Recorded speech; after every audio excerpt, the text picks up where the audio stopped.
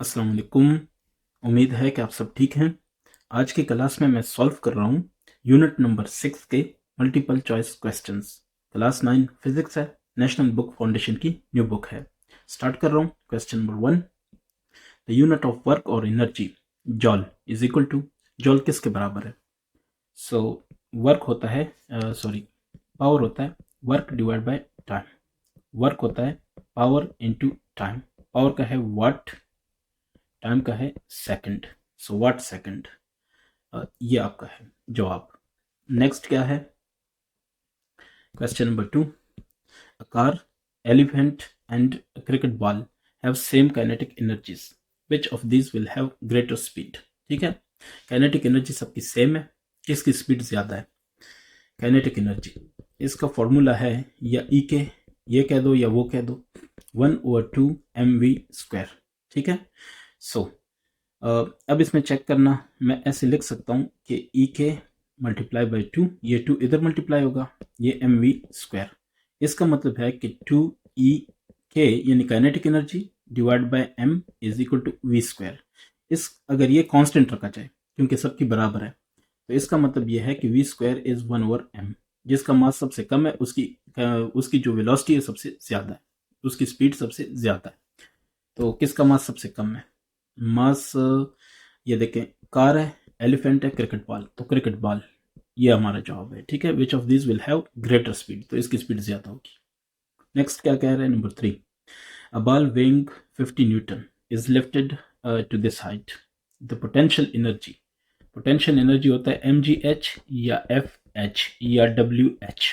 ठीक है, सो w wait उसका दिया हुआ है 50 न्यूटन है, मल्टीप्लाई बाय हाइट दिया हुआ है 5 मीटर है, 5.25 250 जॉल, ये जवाब है। यहाँ पे नहीं गिवन तो रहने दें।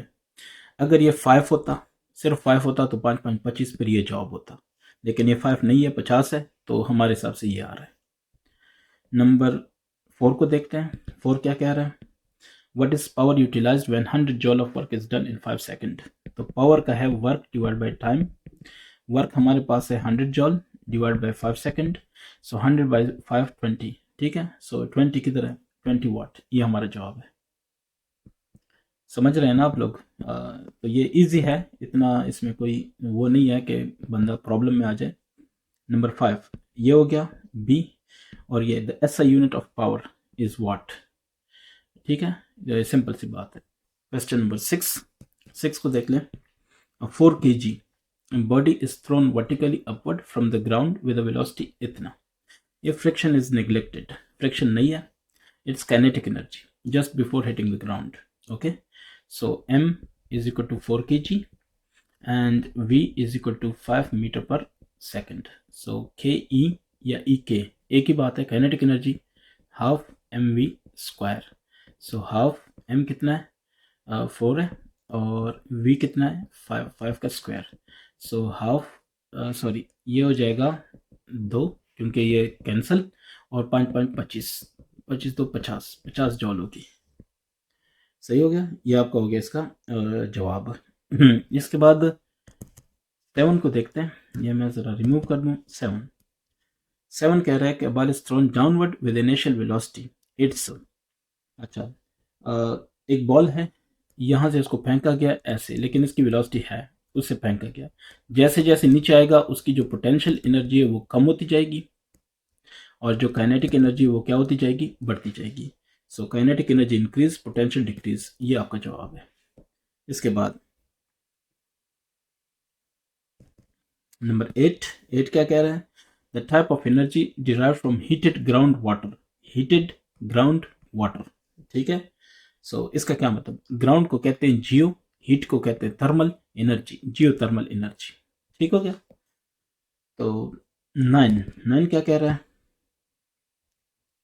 A weight lifter of power इतने watt lifts a load of mass m from the ground to a height of 2 meter. Okay, ground से इतना उसको ऊपर लेके जा रहा है इन 3 seconds।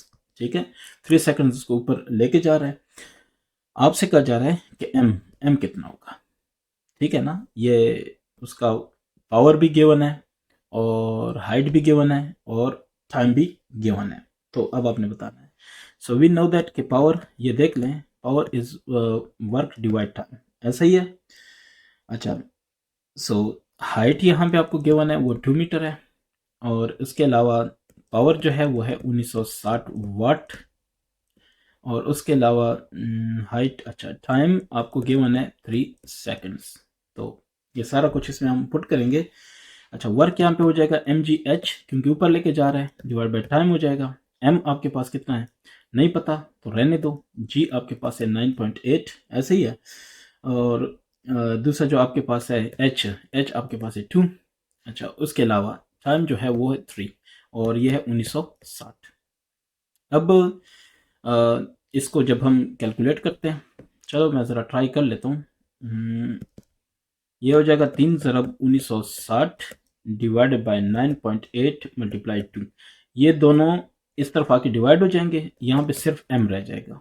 सही है। तो जब इसको हम सॉल्व कर देते हैं, हमारे पास पूरा रिजल्ट, मतलब है कि सारी वैल्यूज हमने डाल दी हैं, और अब हम इसको सिर्फ सॉल्व करेंगे।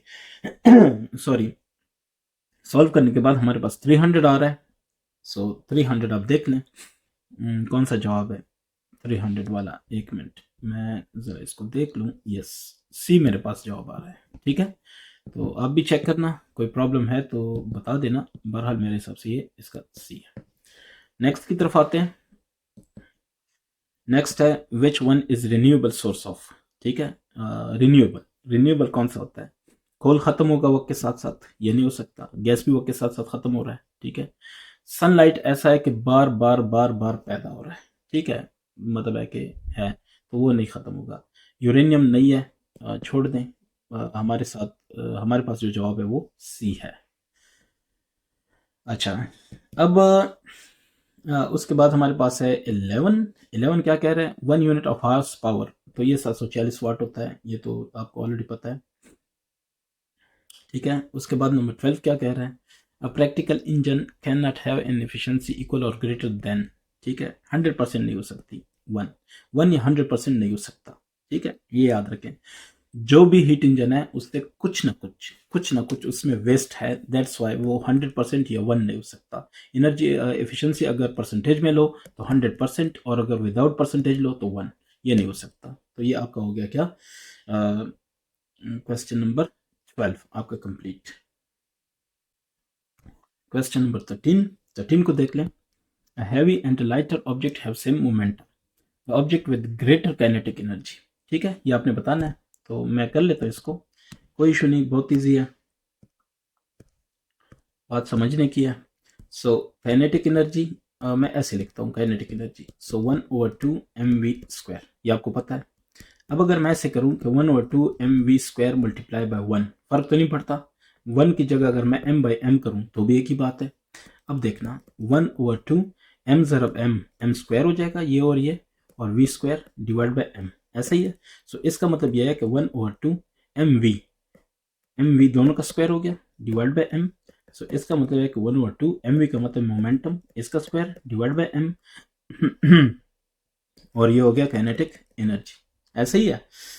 अच्छा, अब जरा गौर करें, ये कह रहा है कि a heavy lighter object have the same momenta same है। ठीक है, तो वो क्या कह रहा है? अगर मोमेंटा सेम है तो काइनेटिक एनर्जी किसकी ज्यादा होगी? Greater kinetic energy. अब जरा गौर करें, मैं कहता हूं कि के ई इज इक्वल टू, ये 1 और 2 भी कांस्टेंट है, ये भी कांस्टेंट है, तो मैं कह सकता हूं कि कांस्टेंट डिवाइड बाय m, और इसको अगर मैं प्रोपोर्शन में लूं तो 1 और m। इसका मतलब है कि जिसका मास कम होगा उसकी काइनेटिक एनर्जी ज्यादा होगी।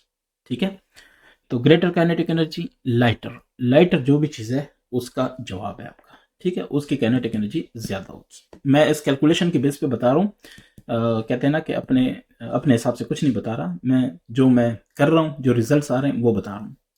14 को देखते हैं। A force is acting on body but causes no displacement.